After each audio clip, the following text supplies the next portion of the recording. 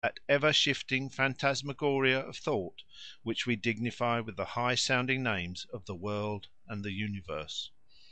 In the last analysis, magic, religion, and science are nothing but theories of thought, and as science has supplanted its predecessors, so it may hereafter be itself superseded by some more perfect hypothesis, perhaps by some totally different way of looking at the phenomena, of registering the shadows on the screen, of which we in this generation can form no idea. The advance of knowledge is an infinite progression towards a goal that for ever recedes. We need not murmur at the endless pursuit. Fatti non fosti a viver come bruti, ma per seguir virtute e conoscenza. Great things will come of that pursuit, though we may not enjoy them. Brighter stars will rise on some voyager of the future, some great Ulysses of the realms of thought, than shine on us. The dreams of magic may one day be the waking realities of science. But a dark shadow lies athwart the far end of this fair prospect.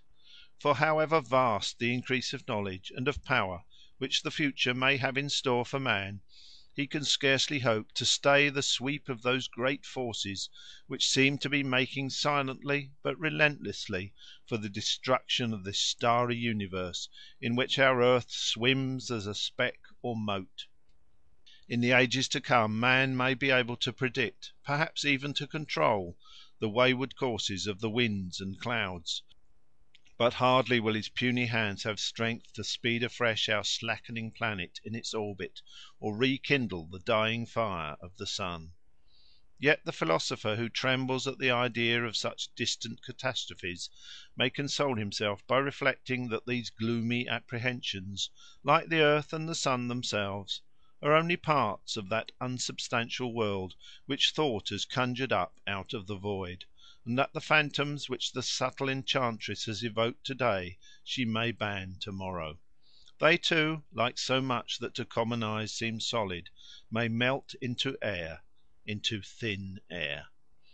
Without dipping so far into the future, we may illustrate the course which thought has hitherto run by likening it to a web woven of three different threads, the black thread of magic, the red thread of religion, and the white thread of science, if under science we may include those simple truths, drawn from observation of nature, of which men in all ages have possessed a store.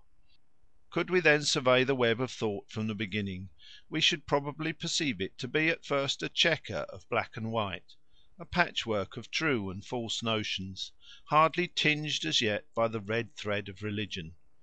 But carry your eye farther along the fabric, and you will remark that while the black and white chequer still runs through it, there rests on the middle portion of the web, where religion has entered most deeply into its texture, a dark crimson stain, which shades off insensibly into a lighter tint as the white thread of science is woven more and more into the tissue.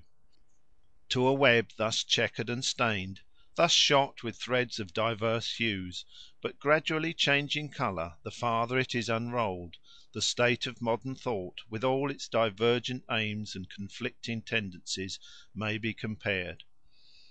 Will the great movement which for centuries has been slowly altering the complexion of thought be continued in the near future, or will a reaction set in which may arrest progress, and even undo much that has been done? To keep up our parable, what will be the colour of the web which the Fates are now weaving on the humming loom of time? Will it be white or red? We cannot tell. A faint glimmering light illumines the backward portion of the web. Clouds and thick darkness hide the other end. Our long voyage of discovery is over, and our bark has drooped her weary sails in port at last. Once more we take the road to Nemi. It is evening, and as we climb the long slope of the Appian Way up to the Alban hills, we look back and see the sky aflame with sunset, its golden glory resting like the aureole of a dying saint over Rome, and touching with a crest of fire the dome of St. Peter's. The sight once seen can never be forgotten, but we turn from it and pursue our way darkling along the mountain side till we come to Nemi, and looked down on the lake in its deep hollow, now fast disappearing in the evening shadows. The place has changed but little since Diana received the homage of her worshippers in the sacred grove. The temple of the sylvan goddess, indeed, has vanished, and the King of the Wood no longer stands sentinel over the Golden Bough. But Nemi's woods are still green, and as the sunset fades above them in the west, there comes to us, borne on the swell of the wind, the sound of the church bells of Rome ringing the Angelus. Ave Maria! Sweet and solemn they chime out from the distant city, and die lingeringly away across the wide Campagnan marshes. Le roi est mort! Vive le roi! Ave Maria! End of The Golden Bough.